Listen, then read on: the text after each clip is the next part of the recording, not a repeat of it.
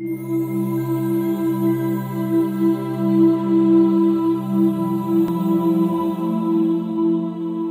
Beit Sahour, la ville où se trouve le camp des bergers, le père Issa Ijazine, un curé latin, organise des réunions en coordination avec la fondation Judurun pour faire connaître l'Ancien Testament.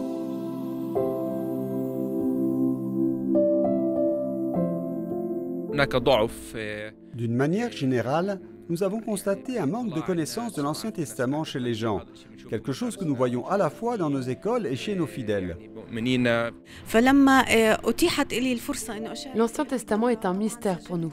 Lorsque j'ai eu l'occasion de participer à ce cours, je me suis immédiatement inscrite, car je voulais en savoir plus sur l'Ancien Testament, sur les prophéties qui sont mentionnées et qui annoncent la venue du Christ, la venue du Sauveur.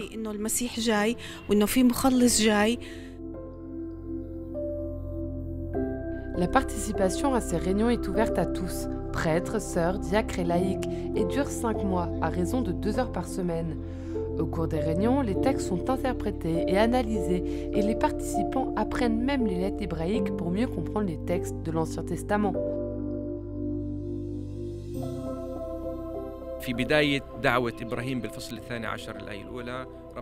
Au début de l'appel d'Abraham, au chapitre 12, premier verset, Dieu demande à Abraham de partir, en hébreu, lech lecha, ce qui signifie se lever et partir. C'est l'un des rares verbes que nous trouvons dans l'Ancien Testament dans la version hébraïque. C'est une expression que nous trouvons également au chapitre 22 du même récit d'Abraham, lorsque notre Seigneur lui demande d'offrir son fils en sacrifice. Ici aussi, il utilise le même verbe, lève-toi et va. Ces deux usages sont liés aux promesses de Dieu à Abraham concernant la descendance et la terre.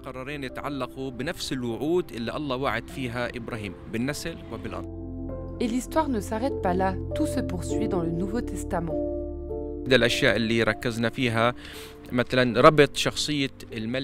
Nous nous sommes notamment attardés sur le lien entre la personne du roi David et Abraham, comme si la descendance que Dieu avait promise à Abraham s'était réalisée en la personne du roi David. En effet, sous son règne, le pays était uni et toutes les tribus l'étaient également. Qui a remarqué ça? Saint Matthieu, qui dit que Jésus-Christ est un descendant de David, fils d'Abraham. Si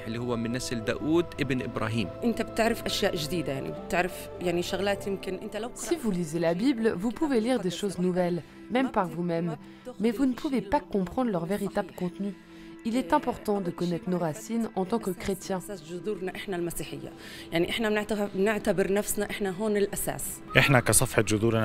Nous, à travers nos réseaux sociaux, facilitons la diffusion du cours avec des retransmissions en direct et aussi avec des enregistrements de la réunion.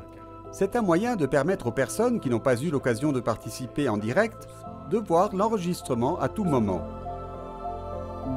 L'initiative du père Ijazine de diffuser la connaissance de l'Ancien Testament et de la Bible s'inscrit dans la volonté du patriarcat latin.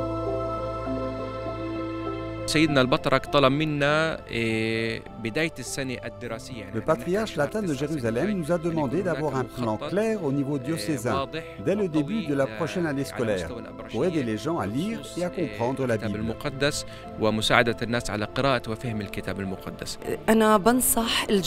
Je conseille à tous de participer à ce cours pour apprendre à connaître les origines, nos racines et nos ancêtres.